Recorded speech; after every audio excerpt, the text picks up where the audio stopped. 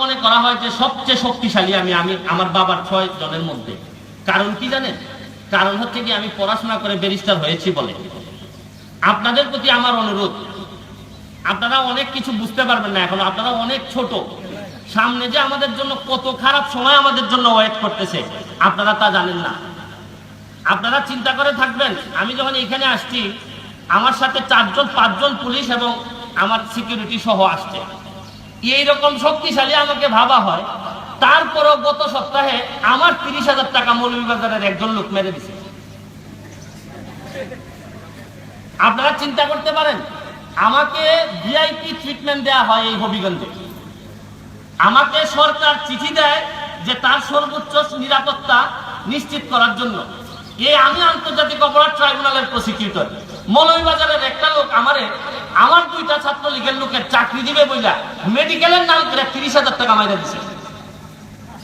এর মানে আমি এই গল্পটা কেন বলতেছি জানেন?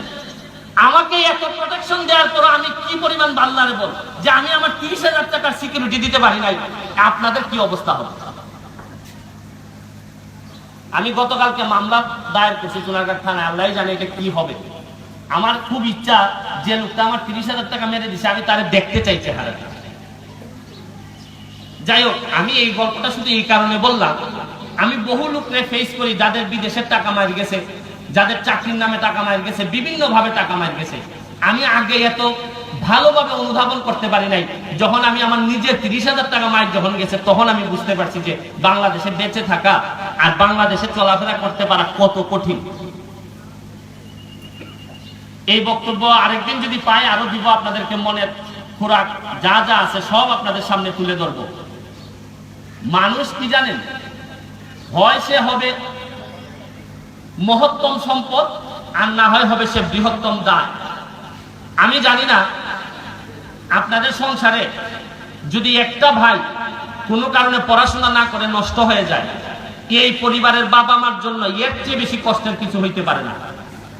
আবার এই পরিবারেই যদি এই শামসুজ্জামান মামার মতো ছেলের জন্ম হয়, তাহলে এর চেয়ে মহত্তম সম্পদ আর কিছু হইতে পারে না।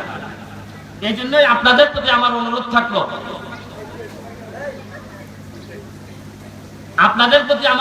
থাকলো, যে আমি অগ্রজ হিসাবে, আমি ব্যারিস্টার হিসাবে আপনাদের কাছে আমি আহ্বান করে যাচ্ছি, আল্লাহর ওয়াস্তে একটু পড়াশোনা করবেন। আজকে যদি আপনাদের সাথে আপনাদের মা বাবা আসতেন তা আমার জন্য আরো সুবিধা হইতো বুঝাইতে, কারণ আপনারা অনেক ছোট বোঝানোর জন্য। আপনাদেরকে অনুরোধ করতেছি যে একটু পড়াশোনা করেন, পড়াশোনা করে দেখেন এই জাতিকে কোথায় নিয়ে যাওয়া যায়। আপনারা জানেন না, আবারও বলছি, জানেন না কত কষ্ট আপনাদের জন্য ওয়েট করতেছে সামনে। আরো একটা জিনিস বলি আপনাকে, এই দেশের মানুষ, আমি জানি না কি জন্য আমাদের কপালে এইরকম, এত যত্ন করে মানুষ কষ্ট দেয়, এর অর্ধেক কষ্ট করে যদি মানুষের উপকার করতো তাহলে এই দেশ এরকম থাকতো না। সারা দিন বসে থাকে রাস্তায় যে ওরে আজকে দেখতেছার মুখ, ওরে আজকে দেখতেছার মুখ, এ কেমনে বাড়ি যায়, এ কেমনে আজকে বাজার হয়, এটা দেখতেছার মুখ। সারা দিন কয় আজকে দানা বিনা খাইতাম না। আজকে যে কষ্ট করে যত্ন করে মানুষ কষ্ট দেয়, এর অর্ধেক যদি কষ্ট করে মানুষের উপকার করতো তো এই দেশে এরকম থাকতো না।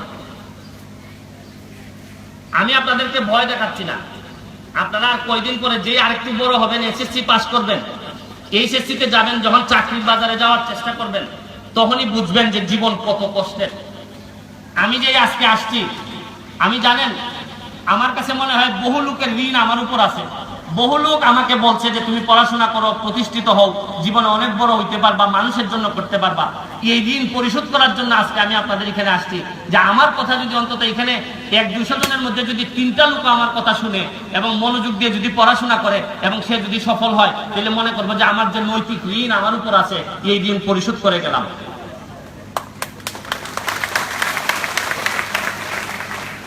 আর আরেকটা জিনিস মনে রাখেন, এই দেশে যত দুর্নীতি হয়েছে, এই দেশে যত খারাপ কাজ সংগঠিত হয়েছে, বেশিরভাগ খারাপ কাজ সংগঠিত করছে কোনো অশিক্ষিত মানুষ না, সব শিক্ষিত মানুষ আমার মতো।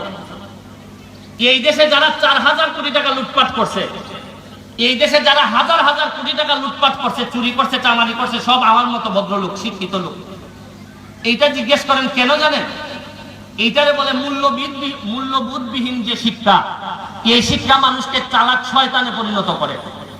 ধরেন আমি শিক্ষিত হইলাম, আমি অনেক শিক্ষিত হয়েছি, ব্যারিস্টার হয়েছি, কিন্তু আমার যদি চোখে মুখে লুটপাটের কোনো উদ্দেশ্য থাকে যে কারে ধরবো কারে খাইবো, তাহলে আমার লুটপাট থেকে আপনারা বাঁচতে পারবেন না, কারণ আমার এখন অনেক শক্তি।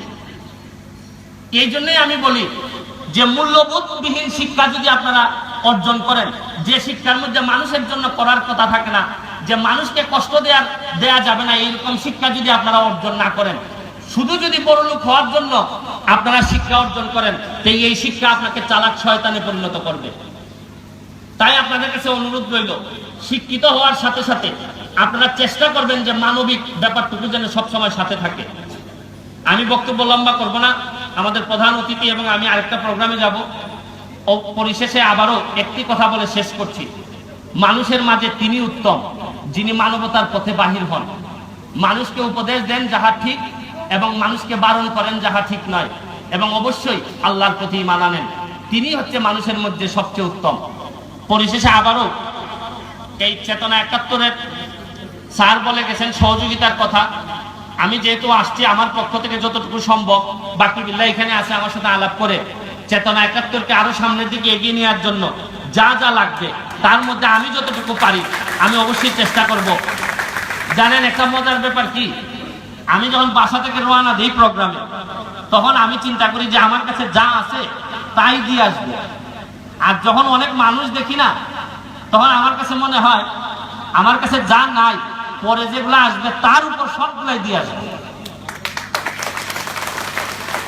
আপনাদেরকে আরেকটা কথা বলি, চেতনা ৭১-এর মাধ্যমে আপনাদের এখানে কোনো ছাত্র ছাত্রী যদি মনে করেন যে পড়াশোনা করতে পারতেছেন না টাকার জন্য, তাহলে আমি ব্যারিস্টার সুমন এখানে কথা দিয়ে যাচ্ছি, আপনাদের সবার সামনে সাক্ষ্য রেখে যাচ্ছি যে পড়াশোনা করতে পারতেছেন না টাকার জন্য, আমি যদি বেঁচে থাকি তে অন্তত এটা হইতে দিব না, আপনারা চেতনা ৭১-এর মাধ্যমে যোগাযোগ রাখবেন। অবশেষে আবারও আমাকে দাওয়াত দেওয়ার জন্য, আমাকে সম্মানিত করার জন্য আপনাদেরকে অনেক ধন্যবাদ জানিয়ে আমি আমার বক্তব্য এখানেই শেষ করছি। সবাইকে ধন্যবাদ।